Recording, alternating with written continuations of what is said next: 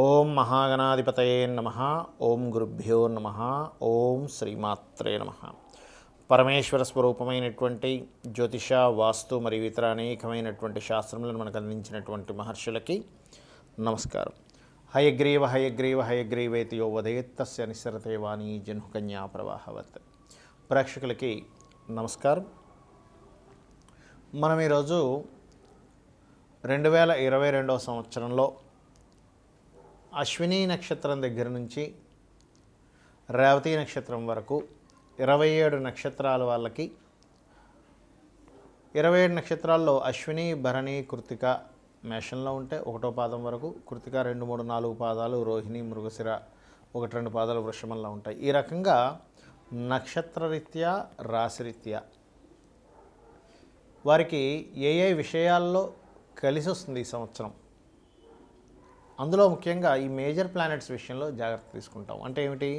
రాహువు, కేతువు, గురువు, శని, ఈ 4 గ్రహాల యొక్క మార్పుల మూలంగా ఎటువంటి విషయాల్లో కలిసి రానుంది, ఏ విషయాల పట్ల జాగ్రత్త పడాలి, మరియు ఏ దేవత ఆరాధన, గ్రహ ఆరాధన, గోసేవ చేసుకున్నట్లయితే మీకు ఈ యొక్క 2022 సంవత్సరం మరింత అద్భుతంగా ఉండబోతుంది అనేటువంటి విషయం మనం తెలుసుకుందాం. అయితే ఇక్కడ ప్రధానంగా ఏంటంటే ఈ గ్రహాల యొక్క కదలికలకు సంబంధించినటువంటి విషయాల్ని మీరు 2 విధాలుగా ఒకటి బాగా అర్థం చేసుకోండి.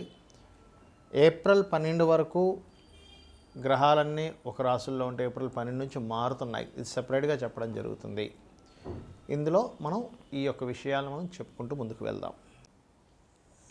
ఇక ఆఖరిగా మీనరాశిలో పూర్వాభాద్ర 4వ పాదము, ఉత్తరాభాద్ర మరియు రేవతి, ఈ నక్షత్రాల వారికి ఎలా ఉండబోతుంది, ప్లస్ వీటితో పాటు ఈ రాశి వారికి టోటల్గా ఎలా ఉండబోతుంది అనే విషయం తెలుసుకుందాం. ముందుగా పూర్వాభాద్ర కనుక తీసుకున్నట్లయితే పూర్వాభాద్రకి ప్రత్యేకంగా విదేశీ ప్రయత్నాలు సక్సెస్ అవుతాయి.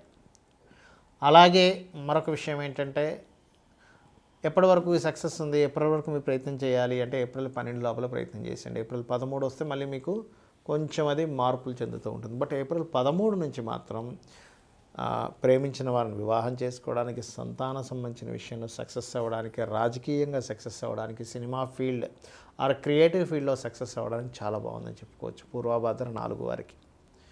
ఇక అదే రాశిలో అంటే మీన రాశిలోనే ఉత్తరాభాద్ర ఉంటుంది, రేవతి ఉంటుంది. ఇక ఉత్తరాభాద్ర నక్షత్రం వారికి కనుక చూసుకున్నట్లయితే మీన రాశిలో ఉత్తరాభాద్ర వారికి ప్రత్యేకంగా ఏంటంటే ఇది కొంత కొత్త బిజినెస్ రిలేటెడ్ సంబంధించినటువంటి విషయాలు ఏవైతే ఉంటాయో అవి కొంత ప్రోగ్రెసివ్గా ముందుకు వెళ్తూ ఉంటాయి ఏప్రిల్ 12 వరకు.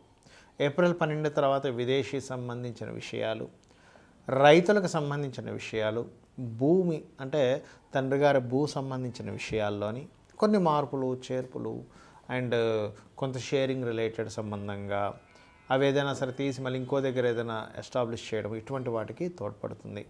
ఇక రేవతి కనుక తీసుకున్నట్లయితే ఈ రేవతి వారికి మాత్రం ఇక్కడ చూసుకున్నట్లయితే భూలాభాన్ని, వ్యాపార లాభాన్ని ఈ సంవత్సరం ఏప్రిల్ 12 లోపల ఇస్తుంది. ఏప్రిల్ 12 తర్వాత వివాహ సంబంధించిన బలాన్ని, కొంత ఒక బంధువర్గంలో చిన్న చిన్న గొడవలు ఉంటే వాటిని క్లియర్ చేసుకునేటువంటి విషయాన్ని ఇది ఇస్తుంది ఇక్కడ. ఇక ఈ 3 నక్షత్రాల వారు ఉన్నటువంటి ఈ యొక్క మీన రాశి వారికి టోటల్గా ఎలా ఉండబోతుంది అని చెప్పి చూసినట్లయితే ధైర్యంగా కొన్ని స్టెప్స్ తీసుకుంటారు. ధైర్యంగా అది ఏ విషయాల్లోని, భూమి కొనుగోలు లేదా భూమికి సంబంధించిన ఏమైనా వివాదాలు క్లియర్ చేసుకునే విషయంలోని, మరియు భూ కొనుగోలు విషయంలో ఈ 3 నక్షత్రాలు ఈ రాశి వారికి బాగుంది. ప్లస్ రైతులకు చాలా చక్కగా ఉంది, మంచి ఆదాయం చూస్తారు. ప్లస్ వాటితో పాటు ఏంటంటే ఇక్కడ ఈ రాశి వారికి ఎడ్యుకేషన్ పరంగా మంచి ఇంప్రూవ్మెంట్స్, పేరు ప్రఖ్యాతలు రావడం, గతంలో పడినటువంటి నింద తొలగిపోవడం, ఇది కూడా ఇస్తుంది ఇక్కడ. ఇక ఏప్రిల్ 12 తర్వాత పర్టికులర్గా ఏంటంటే కొంత కుటుంబ సభ్యుల విషయంలో కొంత జాగ్రత్త తీసుకోండి.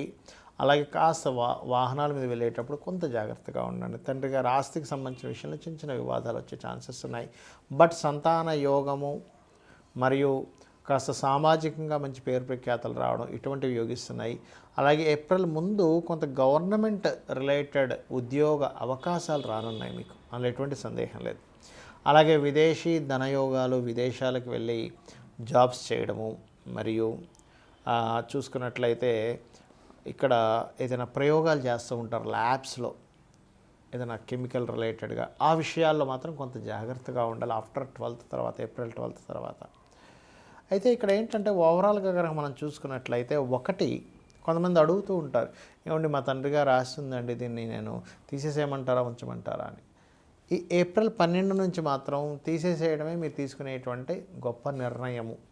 ఎందుకంటే ఒక్కొక్క భావము, ఒక్కొక్క గ్రహము ఒక్కో దగ్గర ఉన్నప్పుడు పూర్వీకుల ఆస్తుల విషయంలో కానీ, తండ్రి గారి ఆస్తుల విషయంలో కానీ, అవి తీసేసి ఇంకో దగ్గర కొనుగోలు చేయడం మంచి ఫలితాలు ఇస్తుందని చెప్పి మీనరాశి వారికి ఇక్కడ ఈ గ్రహస్థితి సూచిస్తుంది. కాబట్టి ఎందుకంటే ఇక్కడ సెకండ్ హౌస్లో ఎప్పుడైతే రాహు వచ్చున్నాడో, ఇది కుటుంబ సభ్యుల మధ్యన ఇచ్చేటువంటి చిన్న చిన్న పురపత్యాలు కావచ్చు, గొడవలు కావచ్చు క్రియేట్ చేస్తుంది. అయితే ఓవరాల్గా చూసుకున్నట్లయితే ఫైనాన్షియల్, జాబ్, విదేశీ యోగాలు అండ్ ధైర్యంగా కొన్ని పనులు చేయడం ద్వారా మంచి ఫలితాలు, భూయోగాలు, వాహన యోగాలు అండ్ ఆభరణ యోగాలు కూడా ఉన్నాయి. ఇక మీరు చేయవలసినటువంటి దీపారాధన ఏమిటి, దేవతారాధన ఏమిటి, గ్రహారాధన ఏమిటి అని చెప్పి చూసినట్లయితే, మీరు ప్రత్యేకంగా దుర్గాదేవికి సంబంధించిన స్తోత్రాలు ఎక్కువగా చేయండి, ప్లస్ గౌరీదేవి ఆరాధన. దుర్గా ప్లస్ గౌరీ, ఈ రెండు కూడా ఎక్కడ కూర్చొని చేస్తారంటే శివాలయంలో కూర్చొని చేయండి, మంచి ఫలితాలు వస్తాయి మీకు. ప్లస్ గోశాలకు వెళ్ళి గోవులకి వాటికి నీటిని తాగించడం, అంటే నీరుని తాగించడం కానీ, కాస్త వాటిని శుభ్రపరచడం, కడగడాలు లాంటివి చేస్తుంటారు, ఆ సేవ చేయండి గోశాలకు వెళ్ళి. లేదండి అక్కడ ఏదైనా కొంచెం చెత్తగా ఉంది, మీరు అక్కడికి వెళ్ళి సేవలు చేయండి. మనకి శాస్త్రంలో కొన్ని గోశాలకు వెళ్ళి లేదా గుడికి వెళ్ళి అక్కడ సేవ చేయడం ద్వారా పూర్వజన్మల్లో ఎన్నో వేల లక్షల జన్మల్లో చేసిన పాపాలు మొత్తం తొలగిపోతాయని చెప్పడం జరిగింది శాస్త్రంలో. కాబట్టి అలా చేయడం ద్వారా ఏమవుతుందంటే, మీకు పర్టికులర్గా ఇక్కడ కొన్ని అష్టమ స్థానంలోకి వస్తున్న కేతువు, ఏ భావంలో ఉన్న శని వల్ల ఆకస్మికంగా మీకు రావాల్సినటువంటి ఇబ్బంది ఏదైతే ఉందో అమ్మవారు మీకు తొలగిస్తుంది. మనం ఇప్పటివరకు చెప్పుకున్నటువంటి ఏవైతే గోచార ఫలితాలు ఉన్నాయో వీటికంటే ముఖ్యంగా తెలుసుకోవాల్సినటువంటిది మీ జన్మజాతక ఫలితాలు. ఎందుకంటున్నానంటే ఈ యొక్క జన్మజాతక ఫలితాలే చాలా ముఖ్యమైనటువంటివి. దీన్ని ఎలా చూస్తాము అంటే, మీరు జన్మించినటువంటి డేట్ని, మంత్ని, ఇయర్ని తీసుకొని, సమయాన్ని కూడా తీసుకొని, లగ్నం ఎక్కడ పడింది, ఏ లగ్నంలో జన్మించారు, ఏ నక్షత్రంలో జన్మించారు, మీరు జన్మించినప్పుడు ఉన్నటువంటి గ్రహస్థితి ఏ విధంగా ఉంది, ఆ యొక్క గ్రహస్థితి రీత్యా మీకు ఎటువంటి యోగాలు ఏర్పడ్డాయి, ఎటువంటి మహాదశాభుక్తి అంతరాలు నడుస్తున్నాయి, తద్వారా మీరు చేస్తున్నటువంటి ప్రయత్నం ఏదైతే ఉందో ఆ యొక్క ప్రయత్నం ఎంతవరకు మీకు సఫలీకృతం అవ్వడానికి తోడ్పడుతుంది అనేటువంటి విషయాలు మన జన్మజాతకంలో ఉంటాయి ముఖ్యంగా. అయితే మీకు సందేహం కలగవచ్చు, మరి మన జన్మజాతకంలో ఆ యొక్క విషయాలు ఉంటే ఈ గోచార ఫలితాలు ఎందుకు చెప్పుకుంటున్నాము అని. ఎందుకంటే ఈ గోచారం అనేటువంటిది కాలము వంటిది. అంటే మనం చూడండి, బయటికి వెళ్ళాలి, ఒక 10 కిలోమీటర్ల దూరంకి ఎక్కడికి వెళ్ళి రావాలి, బయట బాగా ట్రాఫిక్ జామ్ ఉన్నా మనం వెళ్ళి రావడం ఆలస్యం అవుతుంది, లేదా మొత్తం కర్ఫ్యూ నడుస్తున్నా వెళ్ళలేకపోతాం, మన కారు చెడిపోయినా వెళ్ళలేకపోతాం. మనం సిద్ధంగానే ఉన్నాం కానీ బయట వాతావరణం సరిగ్గా లేదు, బోరున వర్షం పడుతున్నా వెళ్ళలేకపోతాం, లేదా స్లోగా వెళ్ళొస్తాం.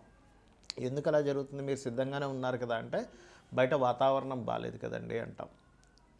అలాగే ఈ గోచారం కూడా ప్రస్తుతం ఉన్న వాతావరణం లాంటిది.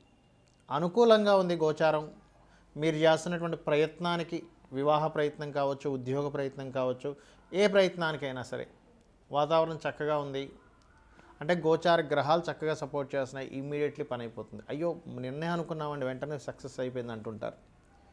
అలాగా ఈ గోచార గ్రహాలు మన గ్రహాలని సపోర్ట్ చేయడము, లేదా సపోర్ట్ చేయడం పెద్దగా చేయకుండా న్యూట్రల్గా ఉండడం, అస్సలు సపోర్ట్ చేయకపోవడం, 3 విధాలుగా ఉంటాయి గ్రహాలు. అలాంటప్పుడు ఏ గ్రహం యొక్క అనుగ్రహం మనకు కావాలి, ఏ ఎనర్జీ కావాలి, ఈ గ్రహాలను మీరు ఎనర్జీ అనే పాయింట్ ఆఫ్ వ్యూ నుంచి ఆలోచించండి. ఎంతసేపు మూఢత్వంగానో లేకపోతే ఏదో అయిపోతుందో భయంగానో అలా కాదు, ఎనర్జీ కావాలి. ఆ యొక్క ఎనర్జీ ఏదైతే ఉందో మీరు పొందాలి అంటే ఏ గ్రహ ఆరాధన చేసుకోవాలి, ఏ దేవతా ఆరాధన చేసుకోవాలి, ఎటువంటి సేవ చేయడం ద్వారా మీకు ఆ ఎనర్జీ పొందుతారు అనేటువంటి విషయాలు తెలుసుకొని మీరు కనుక ముందుకు అడుగు వేసినట్లయితే ఖచ్చితంగా మంచి ఫలితాలు వస్తాయి. మీ అందరికీ కూడా ఆ యొక్క లలిత అమ్మవారి యొక్క అనుగ్రహం, ఎందుకంటే ఇప్పటివరకు నేను చెప్పినటువంటి ఫలితాలు ఏవైతే ఉన్నాయో చెప్పింది నేనైనప్పటికీ కూడా చెప్పించింది పలికిచ్చింది సాక్షాత్ లలిత అమ్మవారిగా భావిస్తూ మీ అందరికీ కూడా ఈ 2022 సంవత్సరం చక్కటి ఫలితాలు రావాలని మనస్ఫూర్తిగా కోరుకుంటూ శ్రీమాత్రే నమః.